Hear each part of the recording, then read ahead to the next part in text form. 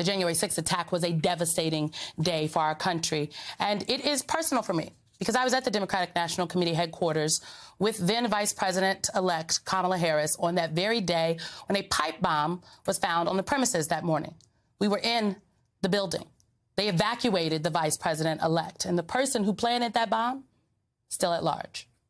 Joining me now is the mayor of the District of Columbia, Muriel Bowser.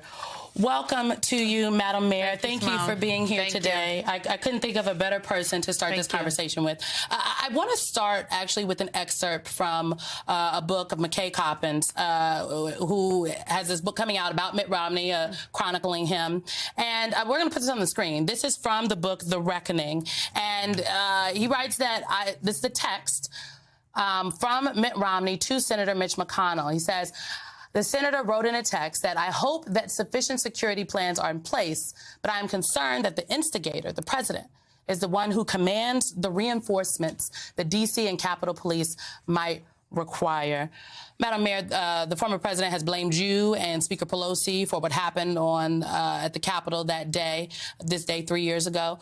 You read that text message understanding that there were so many warnings. People knew. So many people were afraid that Donald Trump would not rise to the occasion and do what frankly needed to be done.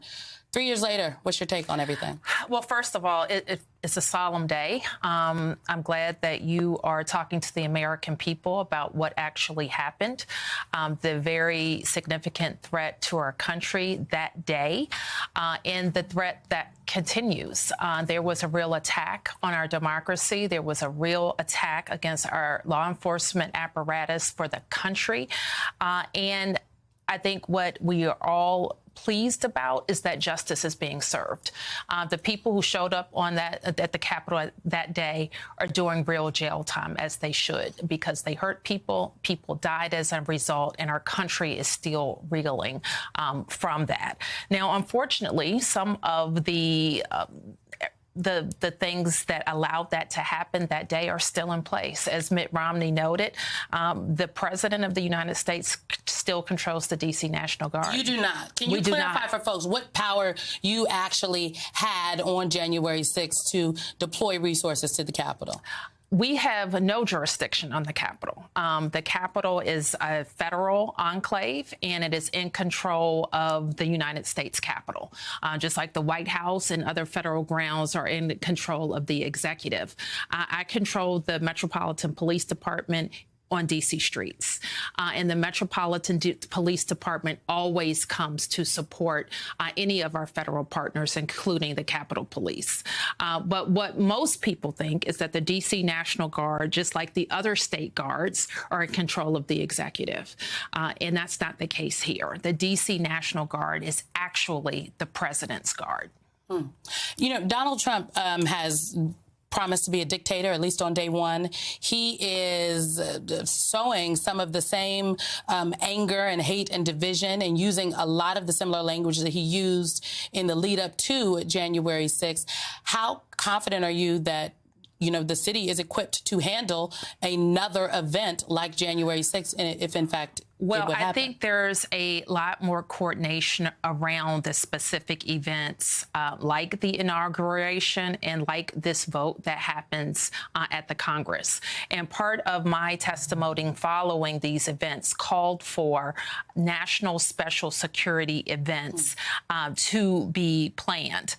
And that means that there is a command and control structure from the federal government led by the Secret Service. So anytime there's a joint session of Congress, like happens during this vote, that is a national special security event, and there is a command and control system set up, led by the United States Secret Service and the FBI. And I think that's what has to happen.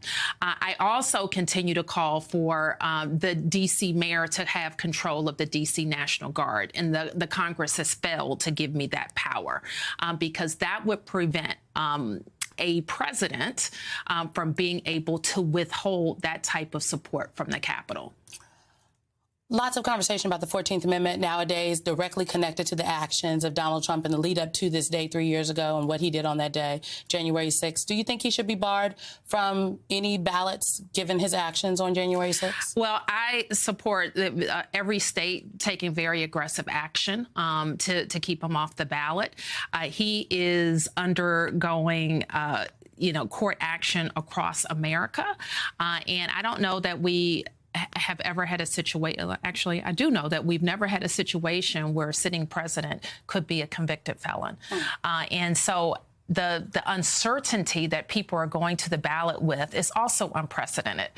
Is he going to be on the ballot or not? Is he going to be disqualified? Are people going to vote for someone who's not eligible? And so all of those questions need to be answered before the American people go out to vote. But what I think is also very important is that people don't sit it out. I've heard too many people saying they're going to sit it out. People have to go out and vote. I remember how many of us couldn't believe that he won in the first place, and that's because there were too many people who just didn't think their vote mattered. Well, I think history demonstrates that it does, in fact, make a difference. It does matter. Washington, D.C. Mayor Muriel Bowser, thank you very much. Thank you.